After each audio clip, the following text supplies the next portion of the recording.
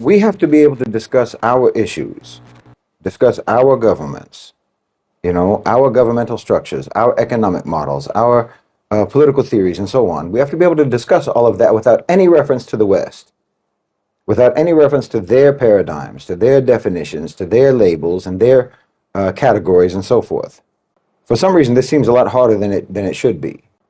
Because look at Syria, for example. Everyone is asking, is the government going to be Islamic or is it going to be secular? Look, this dichotomy is itself a Western dichotomy. It has nothing to do with us. This has nothing to do with the Muslims. It has nothing to do with Islam. This theocracy versus secularism binary. This is based exclusively on Europe's dysfunctional history. It's got nothing to do with us. It's not informative for the Muslim world.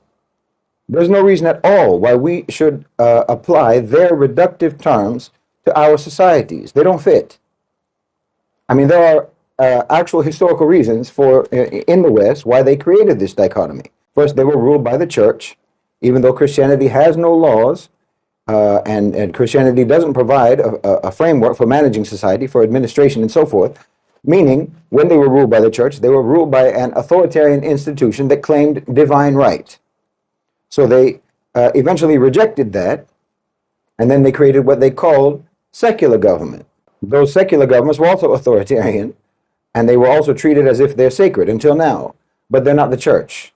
So, in other words, they went, in the West, in Europe, they went from unqualified rulers with religious authority, who were making up laws from their own imagination. They went from that to then having unqualified rulers making up laws from their own imagination with secular state authority.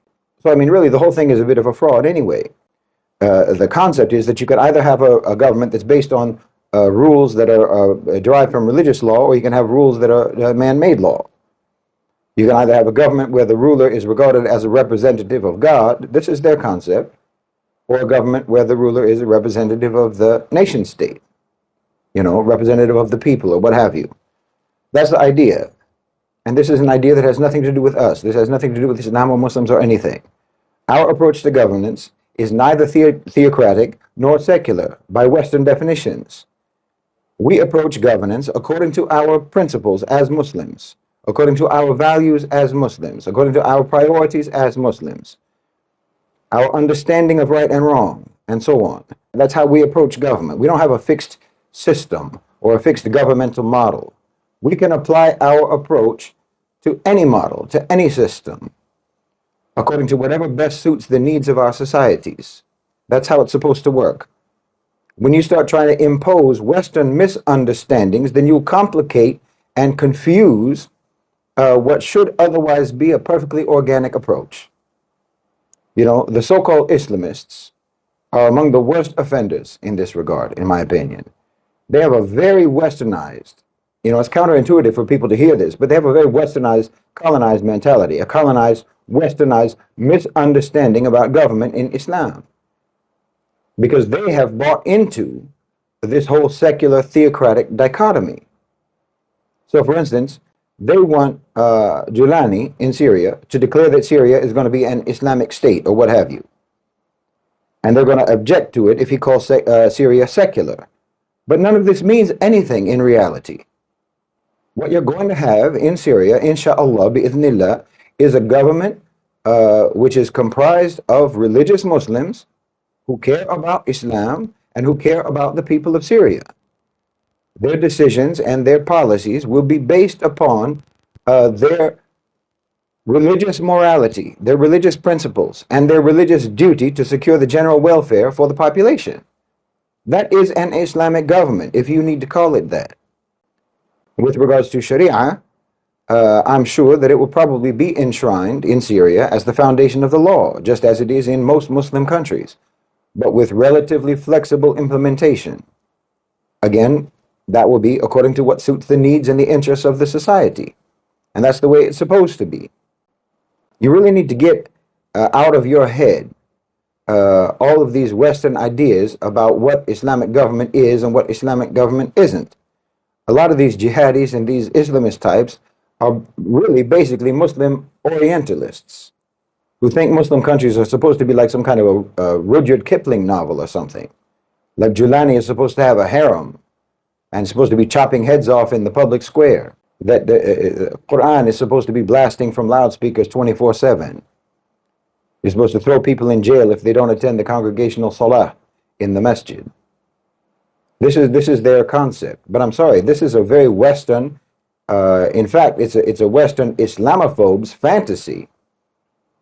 Their fantasy idea about what Muslim society is like. This is not what Syria is going to be, and it's not what it should be. I'm sure, according to the Western definitions that are embraced by the Islamists, according to those definitions, Syria will probably be secular, because it's not going to be their weird fantasy version of Islamic government. But according to any intelligent Muslim with a decolonized understanding, the government in Syria will be Islamic. If you understand it according to actual fiqh, I mean, there will be Sharia and there will be man-made legislation, just as there always has been through the entirety of our history. I've said it so many times. There is no divinely mandated governmental system in Islam. There are principles, and there are divinely mandated, a small set of divinely mandated rules that pertain to governance. And then we have now, obviously, the historical precedents of how Muslims throughout history have actualized those rules and have actualized those principles in terms of how they governed. But implementation and enforcement of rules always comes down to the discretion of the rulers in accordance with the conditions of the society. So the manifestation of the rules in a society may vary, but that doesn't change the Islamic categorization of the government any more than your own categorization as a Muslim, as an individual Muslim. That doesn't change when the manifestation of the rules of Islam in your own life and in your own behavior might vary. You know, sometimes you're more strict and you're more outwardly apparent in your practice than you are at other times, but you're always Muslim. It's the same with our governments. So, for example, maybe if you're living in the West, for example, you maybe have a job, or even if you don't live in the West, you have a job and you pray only during scheduled break times. Okay, that is within the period of the Salah, but you don't pray right at the time when the adhan calls, when you're at work. You schedule that according to your break times. Okay, does that mean you're secular? Or you're just doing your best as a Muslim to comply with your religion while also operating in the real world? Well, the same applies to the Muslims who administer the affairs of our states. And this is exactly what Islam calls us to do, and exactly what Islam calls them to do. And everyone has always understood that in the Muslim world. But this is just one example of how we impose Western confusion on our own societies and on our own concepts. The same happens in the economic sphere. You know, we inevitably talk about our economic models in terms of Western theories, Western approaches. Like, do we want capitalism or do we want socialism? Or do we want communism or what have you? I'm saying we have no need for any of these labels. You know, they give you a category and then you're supposed to conform with that category, with everything, all the specificities of that category, instead of just taking a realistic approach to your own country situation, adapting to your conditions and managing your economy according to the realities that you're dealing with, the realities of your society. Because look, this is actually what everyone does. This is what every country does, what every economy does. There is no economic model followed by any state that actually conforms with the strict orthodox definitions of that model. There are free market aspects, there are socialist aspects, command economy aspects, price controls, etc., etc. But the West is obsessed with labels. They're obsessed with categorization. So no matter what any government implements, they will assign a label to it. And they'll use those labels to either demonize you or praise you. Because the fact of the matter is, the West has only ever had one approach to economics. No matter what other names they came up with, all they ever believed in was feudalism, slavery, exploitation, pillage, looting, and extortion. All they ever had was the belief that the poor have too much money and the rich have too little money. So we need to stop thinking in their terms about anything and everything. They're just incredibly confused and incredibly dishonest, and their history and experience is not our history and experience. And their solutions to their problems have not solved their problems. So they most certainly will not solve ours. I mean, how are you even going to take any sort of advice from the very people and from the very systems that have been oppressing and have been exploiting you for centuries. No, we have to do what makes sense for ourselves, not theoretically, but realistically. And we're living at a time when this can be done. We're living at a time when the colonizing nations are getting frail. They're getting old, and they've developed dementia. So, for example, again, with Syria, all the countries in the region, Turkey, Saudi Arabia, UAE, Egypt, Jordan, everyone is coming together for Syria. Everyone is coming together to help establish that new government and to try to stabilize that country. Money is pouring in. Aid is pouring in. Consultations are taking place between all of the higher ups in the governments. This is exactly what I've been talking about. The creation of regional cohesion, regional cooperation, and a shared sphere of influence between the GCC and Turkey. The gradual creation of a soft empire spanning the whole Mediterranean. Wallahi, we're taking the region back. And this includes the development of new political and economic models, indigenous to us. I mean, did you see the Germans when they visited Syria the other day? The woman said, we're not going to give our money, we're not going to provide money, we're not going to fund the Islamization of Syria. Syria is almost 90% Muslim, you delusional woman. Nobody needs your money. In fact, your statement says it all. You know, that statement says it all. Your money always comes with social and cultural and political conditions. You never give money except to buy sovereignty. Your money is always a bribe. Nobody wants your money. I think that what's probably going to happen in Gaza is going to be similar to Syria. Gaza and the West Bank, a Palestinian state, it's going to be similar to the Syrian situation. There's going to be combined, coordinated economic and political control between Turkey and the GCC, all the way from Morocco to Turkey, the whole corridor along the Mediterranean. In fact, inshallah, it's going to also include the Red Sea as well. This is all coming together in our lifetime, and it's going to include a Palestinian state.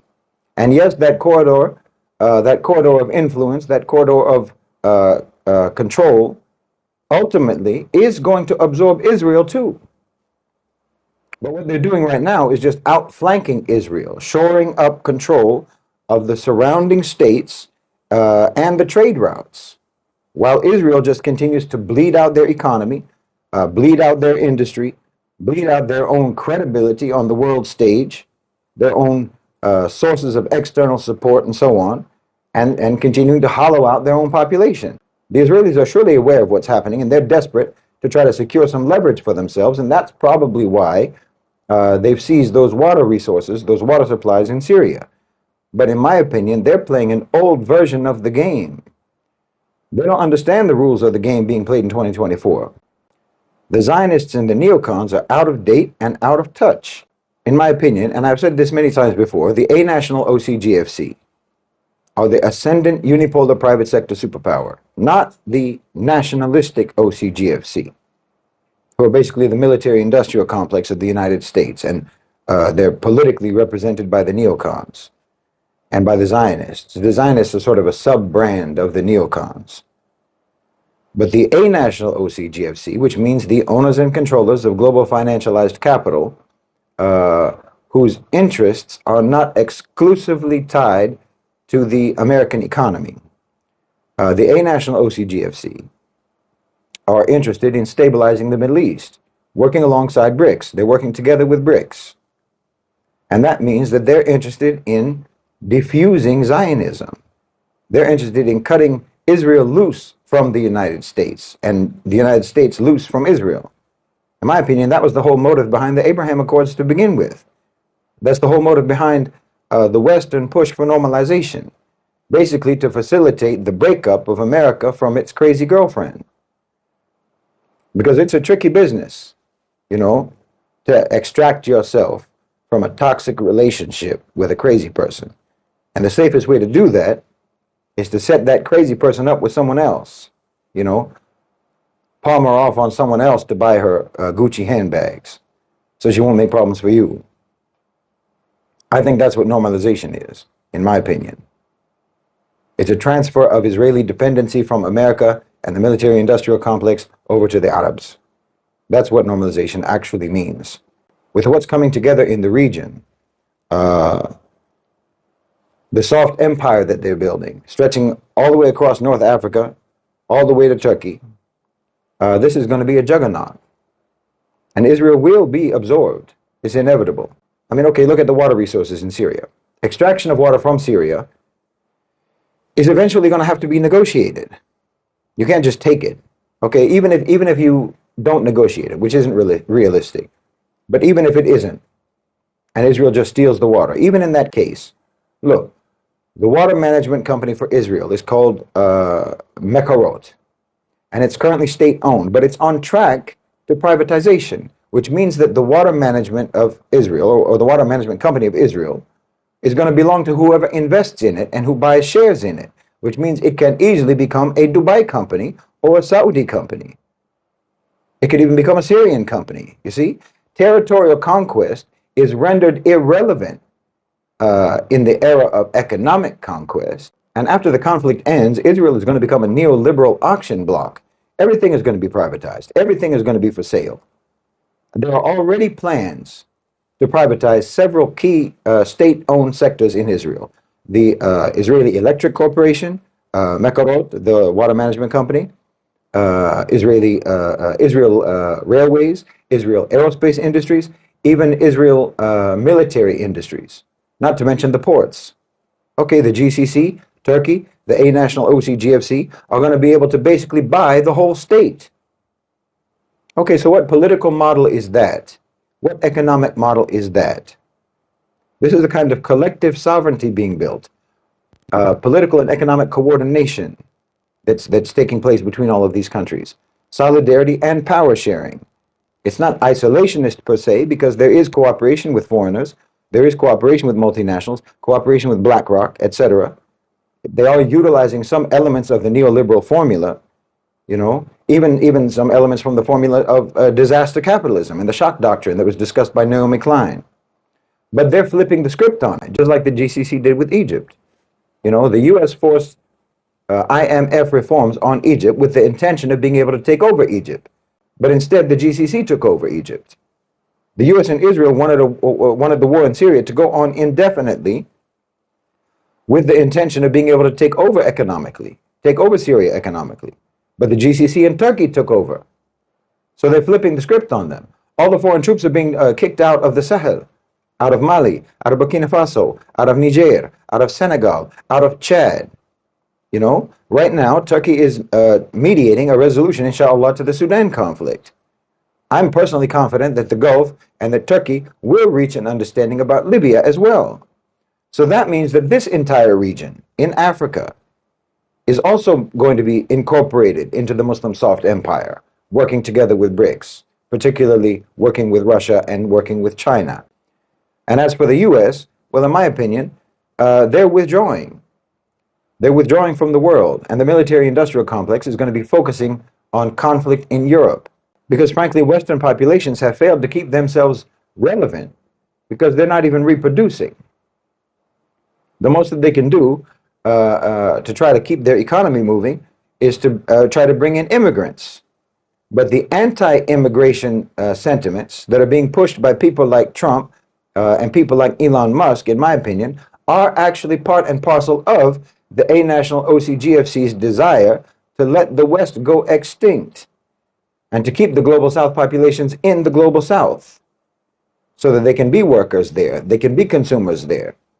You know, even this policy of trying to bring in tech professionals from India and from China with the H-1B visa program, that doesn't really contradict this. Because, you know, you don't want your own people to have those tech skills. You don't want your own people to have those skills. You want your own people to do low-skilled labor. Because why would you invest in a population that's going extinct? And improving technology, it just means AI and robotics anyway, which just makes more people superfluous. So the American empire is receding, in my opinion. And as for Iran, well, you know, they have traditionally played along with the neocons. They played along with the Zionists. They played along with the colonizers. and they kept up this pretense of conflict. But now, BRICS and the A-National OCGFC are offering them a better future. And the neocons, in order to stay alive, the Zionists, in order to stay alive, have no ideas except to have a war with Iran. So these are their choices. This is Iran's choices. Either you accept to cooperate with the region, which means to reduce your influence and give up your proxies and give up your militias and so forth, but you can, in exchange for that, enjoy prosperity in your country, or you can continue to play along with Washington and see your country go up in flames. So it's not a particularly difficult choice for Iran. So these are the things that are actually happening in the world, in our region. This is the political and economic situation, or the political and economic reality that's taking shape. It isn't secular, it isn't theocratic, it isn't capitalist, it isn't socialist, it isn't any theory or any model that the West might come up with. It just is what it is. And what form of government eventually takes shape in Syria, or in Lebanon, or a Palestinian state, or in Libya, or in Sudan, and so on. Whatever form of government they establish in those countries, in my opinion, is not particularly important. It's not particularly important to me, because they will be independent from the West. They will be independent from Western economic subjugation and Western military coercion, and they'll have economic sovereignty, even if that is through collective sovereignty, meaning they will be, to one extent or another, to one degree or another, they will be dependencies. There'll be dependencies of the regional powers, like Saudi Arabia and Turkey. But they will have sovereignty through being a part of that soft empire. And the only way you can ever have an Islamic government, the only way that you can ever have an Islamic state, is if it is sovereign and independent, economically, politically, culturally, socially, educationally, and in every other kind of way. You have to have independence. If you're not independent, you can never be truly Islamic. And if you're not economically sovereign, if you don't have economic sovereignty, then you cannot truly be Islamic, because you will be dominated and you will be subjugated, and your real rulers won't even be Muslims. So for me personally, I don't care what anybody thinks about Erdogan, or what anybody thinks about MBS or Bin Zayed or Sisi, or about the Palestinian Authority, or what anybody thinks about Julani, or their form of government, or what have you. If you think that they're Islamic or not, if you think that they're good or not, if you think that they're so-called secular or what have you, I don't care what you think about normalization, it really doesn't matter. The reality is that these men are building an empire that is going to stabilize the region all the way from Africa to West Asia. And they are developing a methodology of collective, collaborative governance that we have not seen in our lands since the Khilafah. I'm not saying that they're doing it for the sake of Islam. And I'm not saying that they're doing it because they're pious or wonderful or righteous or what have you. I'm saying that they're doing it. It's something that they are achieving, and it is objectively a good and beneficial thing for the ummah. And if you can't see it, well, that's a shame. And if you see it, but you dislike it, well, then you're the last person who needs to be talking about what's good for the Muslims, or about what is or is not Islamic. Because most likely your version or your vision of what's good for the Muslims or what's Islamic is most likely just a recipe for maintaining the status quo of Western domination through endless strife and conflict in our countries. And you're probably one of those Western tools that they use to try to incite rebellion against the very governments who are building that empire that I'm talking about. And that just makes you not only naive, it makes you a liability. And yes, it makes you a thoroughly westernized and colonized tool of the West. Psychologically colonized, intellectually colonized, and colonized in your understanding of religion. So you should do everyone a favor and just go watch Aladdin, or go play Prince of Persia or something, and leave politics for the grown-ups.